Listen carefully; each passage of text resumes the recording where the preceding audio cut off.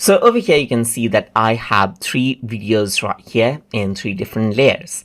And when you're editing, if I were to go around and then let's say, for example, trim the beginning portion of this particular clip right here, then what happens is that it ripples up the rest of the clip right here. So it does not leave out any gap. And you can see that all of the video layers are affected over here. So let's just go around over here on to add media and add in a media over here. So let's just go around and add in, let's say, for example, this particular video clip right around over here on this particular section. Once I do that, what happens is that the video clip is added in, but you can see that it is added in onto this particular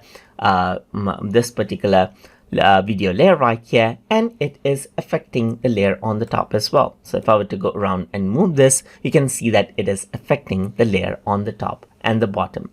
But sometimes you don't want that. You just want to work around with one particular video layer. Let me just press Ctrl Z a few times right here, and let me just go to project asset.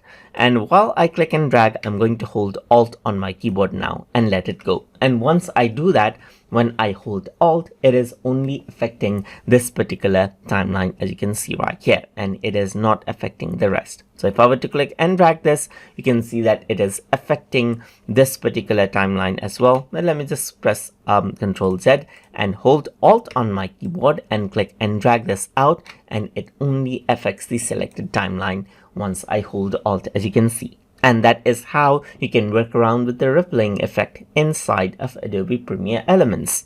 So I hope you guys learned something as always. And as always, please like, comment, share, and subscribe.